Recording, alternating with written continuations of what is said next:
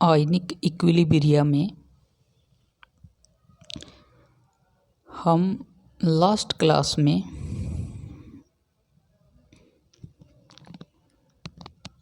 काफ़ी कुछ पढ़ चुके हैं। आज जो हम पढ़ेंगे आयनिक इक्विलिब्रियम में दो प्रभाव हैं। इन दो प्रभाव के बारे में हम पढ़ेंगे, यानी जो चालकता है उसके ऊपर जो एसी धारा का क्या प्रभाव पड़ता है। तो हम शुरू करते हैं। हमारे पास जो पहला जो प्रभाव है जिसका नाम दिया हमने डेबाई फल्केनहेगन प्रभाव। डेबाई फल्केनहेगन प्रभाव या प्रत्यावर्ती धारा की आवर्ती का चालकता पर क्या प्रभाव पड़ता है, इसी को हम बोल सकते हैं डेबाई फल्केनहेगन प्रभाव। प्रबल विद्युत अपघट्यों की तुल्यांकी चालकता पर प्रत्यावर्ती विद्युत धारा का क्या प्रभाव पड़ता है, इसका अध्ययन किया गया। यानी जो प्रबल विद्युत अपघट्य है इनकी चालकता पर प्रत्यावर्ती विद्युत धारा का क्या प्रभाव पड़ता है, इसका अध्ययन किया गया। यदि किसी प्रकार विलयन में आयनिक परिमंडल के प्रभाव को समाप्त कर दिया जाए, यदि किसी प्रकार से विलयन में आयनिक परिमंडल के प्रभाव को समाप्त कर दिया जाए तो विलयन की चालकता में वृद्धि होनी चाहिए। यानी जो विलयन है उसका जो आयनिक परिमंडल है यदि उसको हम समाप्त कर दें तो विलयन की चालकता में वृद्धि होनी चाहिए। प्रत्यावर्ती धारा की आवृत्ति को 10⁶ चक्र प्रति सेकंड से अधिक करने पर विलयन की चालकता में वृद्धि होने लगती है। यदि प्रत्यावर्ती धारा की आवृत्ति को 10⁶ चक्र प्रति सेकंड से अधिक करने पर विलयन की चालकता में वृद्धि होने लगती है।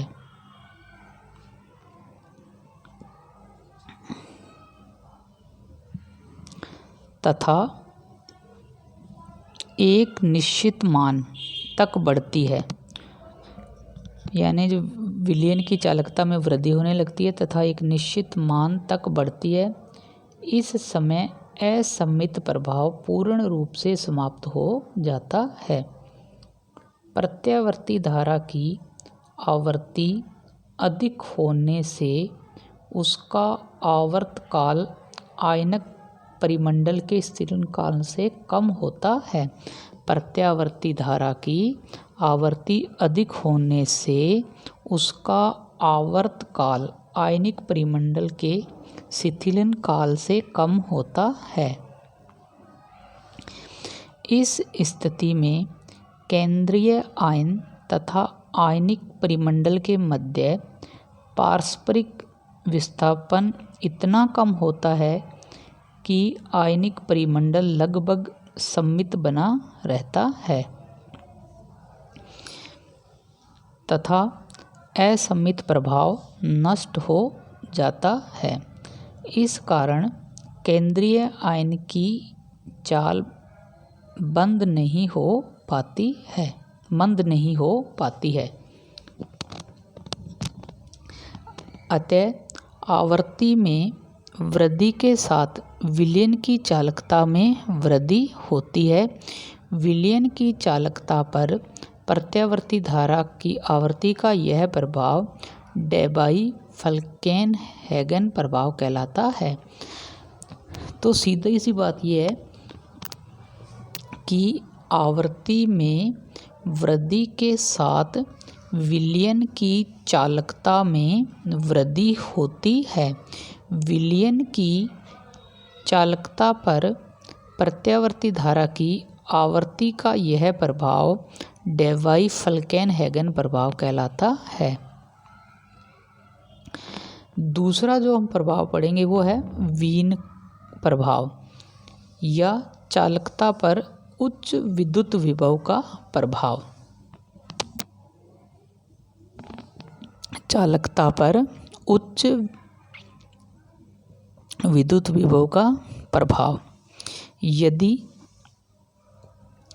आयनिक परिमंडल के प्रभाव को समाप्त कर दिया जाए तो आयनिक गतिशीलता में वृद्धि हो जाएगी।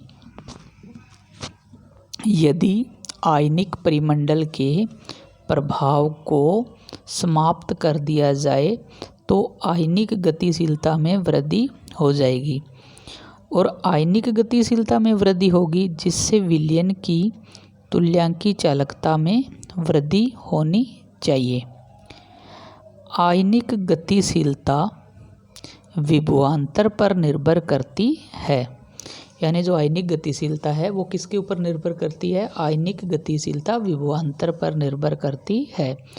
अधिक विभवांतर पर आयनिक गतिशीलता 100 सेमी प्रति सेकंड हो जाती है, यानी अधिक विभवांतर पर जो आयनिक गतिशीलता है वो 100 सेमी प्रति सेकंड हो जाती है। नया आयनिक परिमंडल बनने में कुछ समय लगता है, अतः जब आयन की गति अधिक होती है तो वह शीतलन काल के समय आयनिक परिमंडल से निकल जाता है, अर्थात केंद्रीय आयन पर आयनिक परिमंडल का प्रभाव नहीं पड़ेगा। यानी नॉर्मल सा हम ये बोल सकते हैं कि नया आयनिक परिमंडल बनने में कुछ क्या लगता है? टाइम लगता है, समय लगता है। जब आयन की गति अधिक हो जाती है तो जब आयन की गति अधिक होती है तो शीतलन काल के समय आयनिक परिमंडल से निकल जाता है, अर्थात केंद्रीय आयन पर आयनिक परिमंडल का प्रभाव नहीं पड़ेगा। आयन इतनी तीव्र गति से गमन करता है कि आयनिक परिमंडल को स्थापित होने के लिए समय नहीं मिलता। इस कारण आयन की गति मंद नहीं हो पाती। इस कारण उच्च विद्युत विभव पर विद्युत अपघट्य की तुल्यांकी चालकता में वृद्धि हो जाती है। तो अतः हम कह सकते हैं कि विद्युत विभव अधिक करने पर उच्च विद्युत विभव पर विद्युत अपघट्य की तुल्यांकी चालकता का मान बढ़ता है। इसे ही वीन इफेक्ट या वीन का प्रभाव कहते हैं।